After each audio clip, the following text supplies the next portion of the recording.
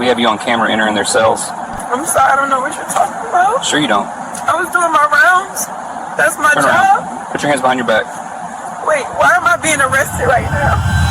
That Thursday afternoon in the employee parking lot of Coastal State Prison marked the end of Emily Whitfield's career in corrections. 23 years old, 18 months on the job, 5 inmates, 1 pregnancy, and a digital trail that would expose conduct so brazen, so reckless, that even veteran investigators struggled to comprehend how it had continued undetected for as long as it did. This is the story of how one young correctional officer threw away her future, and how the Georgia Department of Corrections failed to stop her until it was far too late. Emily Whitfield grew.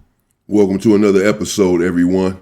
Please subscribe to the channel if you have not done so. And as you just heard, this individual here, Miss Whitfield, Emily, was accused and eventually charged with having been involved sexually with 5 different inmates. She was a correctional officer there in the Georgia Corrections. And I believe her father, this is her father, and he was a heavy hitter in the department as well. And she brought a lot of shame to her entire family.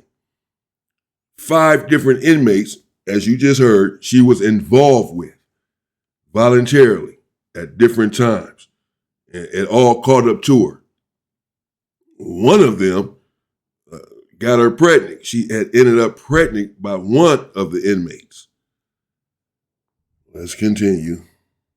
Grew up in Waycross, Georgia, a small city of 14,000 people in the southeastern corner of the state. Her father had worked for the Georgia Department of Corrections for 22 years as a transport officer. Her older brother followed the same path, starting at Ware State Prison straight out of high school. For Emily, corrections wasn't a career choice. It was the family business. She graduated from Ware County High School in 2018 with a 2.8 GPA and no clear direction. Community college lasted 1 semester before she dropped out, citing financial pressures. She worked at a Waffle House for 8 months, then at a distribution center loading trucks on the overnight shift. In March 2021, 3 months after her 21st birthday, Emily submitted her application to the Georgia Department of Corrections. Her application was unremarkable. No criminal record, no red flags. Her father's long tenure gave her a minor advantage during the interview process. According to personnel records later obtained through open records requests, the interviewing officer noted that Emily seemed eager to serve and came from a corrections family with strong values. She was hired on May 3, 2021. Coastal State Prison sits on 2,400 acres of former farmland outside Savannah. Opened in 1989, the facility houses approximately 1,400 male inmates across 5 housing units. Security levels range from minimum to close custody. Emily completed her 6 weeks of basic training at the Georgia Public Safety Training Center in Forsyth. Her evaluations were average. One instructor noted she was easily distracted but showed adequate physical fitness. Another remarked that she struggled with confrontational scenarios during role-play exercises. None of these observations prevented her certification. On June 21, 2021, Emily reported for her first shift at Coastal State Prison. She was assigned to D Block, a close custody unit housing 168 inmates serving sentences ranging from 5 years to life. D Block was considered one of the facility's more challenging assignments. The inmates were younger on average, many of them serving their first major sentences. Tensions ran high. Contraband flowed freely despite regular shakedowns. Emily was one of 4 female officers assigned to the unit. Within her first week, supervisors noticed she had a particular rapport with certain inmates. Her shift sergeant, Marcus Ballard, would later testify that he observed Emily spending excessive time at individual cells, but attributed it to inexperience. New officers sometimes overcorrect, Ballard said in his deposition. They think building relationships is part of the job. I told her to keep moving. I thought she understood. She did not understand. Before we continue, leave a comment letting us know where you're watching this video from and consider subscribing to the channel. We cover cases that mainstream media ignores. According to court documents, documents filed in Chatham County Superior Court, Emily's first inappropriate contact with an inmate occurred in late August 2021, barely 2 months into her employment. The inmate, identified in court records as inmate number 1, was a 2 months into her employment. She didn't waste any time. Involved with 5 inmates. Her father was in the Department of Transportation, as we just heard, for 22 years. This, of course, as they alluded to, helped her get the job during the interview process. He minimized the effect it had on it, did concede that it did help the interview process, but said it had a minimal effect. Whatever effect it had, her father, being of such stature, having been there for 22 years, it had some effect on the hiring process. She was, of course, then hired, which is what I mean when I say that she brought immense shame to her entire family. And of course, her father, who had to have been extremely embarrassed, if nothing else, probably retired and something else. We'll see. It'd probably be hard to go back to work after that, knowing that your daughter done been tossed around like that, all up in the prison system, all up in inmates, creeping up in inmate cell, and they got busted having had relations with 5 of them. 5. Jeez. Yeah, that's embarrassing for Pops. 27-year-old serving 6 years for armed robbery. He had been at Coastal for 3 years and was scheduled for a parole hearing in 2023. Inmate number 1 would later describe their initial interactions in a sworn statement. She started bringing me extra snacks from the break room. Then she gave me her Instagram handle. We started messaging. Those Instagram messages, retrieved through a search warrant, painted a picture of escalating intimacy. On September 4th, 2021, Emily wrote, "I keep thinking about you at night." On September 12th, "Nobody has to know anything. I know how to be careful." On September 19th, she sent a photograph of herself in her No, the hell you bathroom mirror. don't. No, the hell you don't know how to be careful. I mean, I guess she got away for a while. If she was involved with 5 of them, it took them a while to catch up to her. It's not like she dealt with one inmate and then got busted, like oftentimes is the case. Apparently not in this case. She dealt with the one individual, unless it was just all simultaneously. She was dealing with all 5. I'm sure not. That's a hard lot to keep up with for anyone, particularly in that sort of environment setting where you're being watched. The inmates are being watched. See, the police already saying he watching her, and you're dealing with 5 different ones. So she's probably dealing with 2 or 3 at a time, but she got away for a minute. The physical relationship began sometime in late September. According to inmate number 1's statement, their first encounter occurred in a maintenance closet adjacent to the laundry facility during a period when Emily had been assigned to escort inmates to work details. "She told me she'd done it before," inmate number 1 said. "She said she knew where all the cameras were." Whether that claim was true or simply bravado, the investigation would later determine that Emily had, in fact, studied the facility's surveillance blind spots with troubling precision. Inmate number 1 was not alone. Over the next 14 months, between September 2021 and November 2022, Emily Whitfield engaged in sexual relationships with 4 additional inmates. Inmate number 2 was 24 years old, serving 8 years for aggravated assault. Their relationship began in January 2022, overlapping with her ongoing involvement with inmate number 1. Inmate number 3 was 31, serving 15 years for distribution of controlled substances. He would later describe Emily as hungry for attention and noted that she initiated contact by accidentally leaving her personal phone number on a slip of paper during cell inspection. Inmates number 4 and number 5 were... How the hell you accidentally leave your phone number? That wasn't an accident. And she's hungry for attention. Why would she be hungry for attention at this juncture when she's already dealing with 2 other individuals? This is the 3rd individual to this point that says she's hungry for attention. She's already being bedded down by 2 other individuals. How much attention does one person need? My goodness.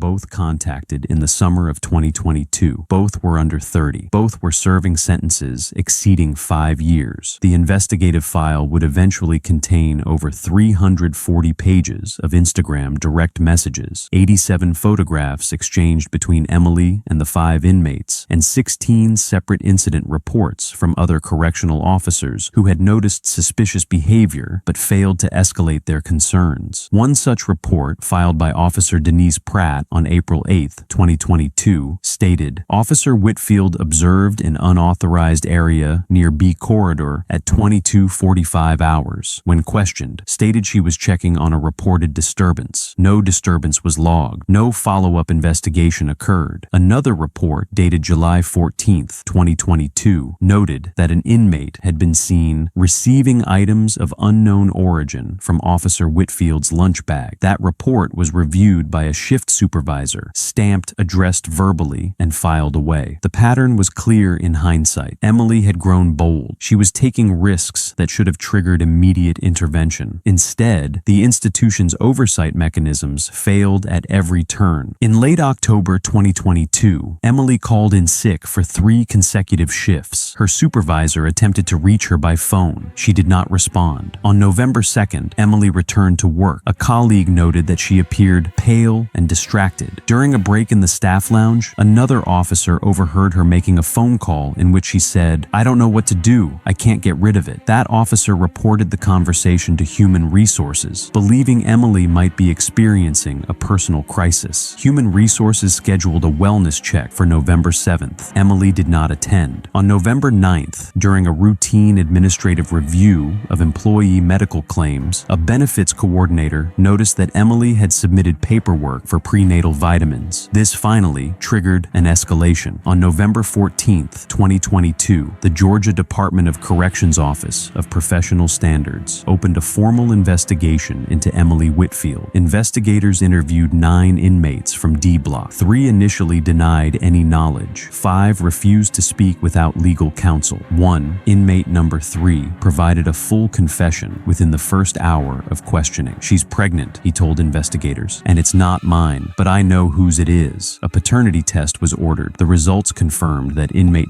Yeah, he's emotional. He sounds emotional. She's pregnant. He automatically tell him that everybody else stands strong. They don't even want to talk to him without a lawyer. I ain't got nothing to say. The other 3 denied it. 5 said they're not speaking without a lawyer. They was ready. They prepared. They stayed 10 toes down. They stayed strong. But then it always one. It only takes one individual. This one individual said, "I'll tell you everything," because I wanted to get her pregnant, and I didn't. This other dude did. He said, "She pregnant. It ain't mine, but I know whose it is." He know everything. He's spilling the whole tea. He got the tea. Clock it. This guy here. Whoa.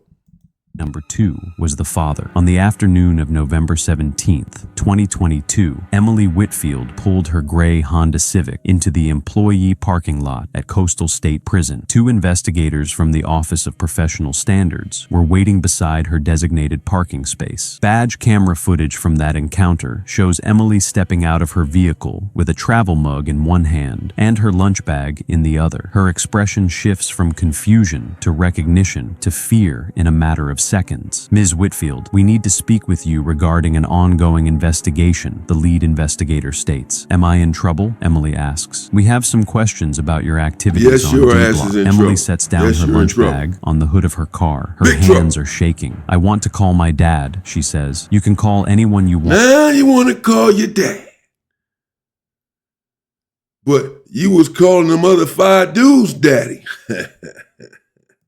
After we're finished. "Right now, we need you to come with us." The footage shows Emily beginning to cry. Her mascara runs. She wipes her eyes with the sleeve of her uniform. "I know what this is about," she says quietly. "I know." "Then let's talk. I made a mistake. I made a lot of mistakes." Those words, captured on audio, would later be introduced as evidence during her criminal proceedings. Stories like this don't get the attention they deserve. If you want to see more accountability coverage, subscribe and hit the notification bell. Let's get into the legal fallout. Emily Whitfield was terminated from the Yeah, subscribe and hit the notification bell to the Inside Story with me, yours truly, Damian Porter. So this is her right here. So the other pictures, that's just, they're acting it out or whatever. This is really her right here, Emily Whitfield.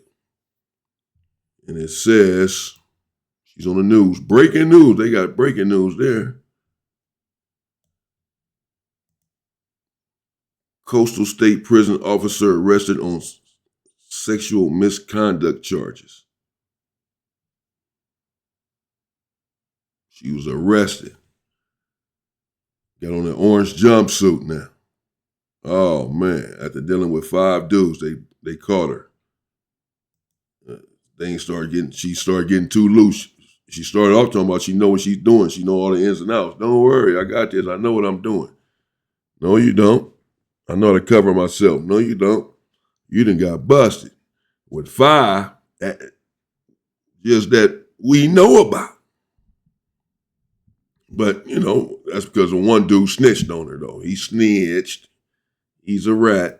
The Georgia Department of Corrections, effective November 18th, 2022. Her personnel file was marked not eligible for rehire. On December 6, 2022, a grand jury in Chatham County indicted Emily on 5 counts of sexual misconduct by a correctional employee, a felony under Georgia law. Additional charges included 2 counts of violation of oath by a public officer and 1 count of providing contraband to an inmate. Emily's attorney, public defender Malcolm Reeves, entered a not guilty plea on her behalf during her arraignment on December 19th. Pre-trial motions consumed the first 3 months of 2023. The defense argued that the relationships were consensual and therefore should not constitute criminal conduct. The prosecution countered with a simple but devastating response. Under Georgia law, an inmate cannot legally consent to sexual contact with a correctional officer. The power imbalance eliminates the possibility of consent. The crime is the act itself. On April the 24th, 2023, Emily Whitfield changed her plea to guilty on all counts. During her sentencing hearing on June 8th, 2023, Judge Patricia Holloway allowed 2 of the inmates' family members to deliver victim impact statements. The mother of inmate number 2 addressed the court for 7 minutes. "My son made bad choices," she said. "That's why he's in prison, but he's still my son, and she took advantage of him. She was supposed to protect him. Instead, she preyed on him." Emily did not make a statement. Judge Holloway sentenced her to 4 years in state custody to be served at Pulaski State Prison, a women's facility 150 miles from her hometown. She was also ordered to register as a sex offender upon release. "The defendant violated a sacred trust," Judge Holloway said during sentencing. "Correctional officers are charged with maintaining order and ensuring safety. Instead, Ms. Whitfield pursued her own gratification at the expense of those in her custody. The court finds this conduct reprehensible." Emily Whitfield's case prompted a limited internal review at Coastal State Prison. 3 supervisors received written reprimands for failing to investigate warning signs. Shift Sergeant Marcus Ballard was reassigned to administrative duties, pending further review. No additional terminations occurred. The Georgia Department of Corrections issued a press statement emphasizing their zero-tolerance policy for sexual misconduct and announcing enhanced training protocols for new hires. Critics noted that similar announcements had followed similar scandals in 2018, 2020, and 2021. Emily gave birth to a daughter in February 2023 while awaiting sentencing. The child was placed in the custody of Emily's mother, who declined all media requests for comment. Inmate number 2, the biological father, remains incarcerated at Coastal State Prison. He is scheduled for release in 2028. He has not sought parental rights. Emily is expected to complete her sentence in 2027. This case was disturbing, but this next case on the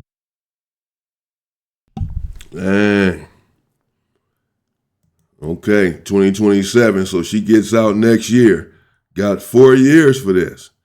And I mean, I don't know. This is crazy. This is wild work. Let me know what you think in the comments, people. The family of 2 of the victims, as they were referred to, made victim impact statements. One was the mother of one of the individuals who spoke for 7 minutes, he said. And so they're characterizing these individuals that she had relations with as victims, even though they're grown men and in prison, and was happy as hell to hit that thing. Man, I don't know, man. Let me know what y'all think. Well, she tripped out, though. Damn.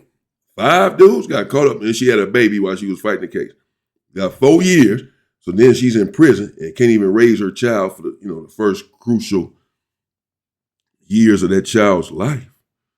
And right now, she's in prison, but her child is born. Her daughter's born. Her mother has the child, the grandmother. So she cannot even raise her child as of yet. She gets out, her child will be 3 years old or whatever, maybe 4 years old or something. I'm sure she sees the child. I'm sure the mother, takes the child to visit or what have you, but that's not the same as being at home raising your child. I'm sure she's learned her lesson. This is painful for her, I would assume, spending time in prison. It's not like she got caught with a bunch of drugs or anything. Like she was just having relations with these individuals. Damn, got 4 years in prison for that. And made her out to be this big old monster. And these other dudes are the victims. However, she did bring immense disgrace to her father and her profession. Let me know what you think in the comments. Stay safe and stay free, people.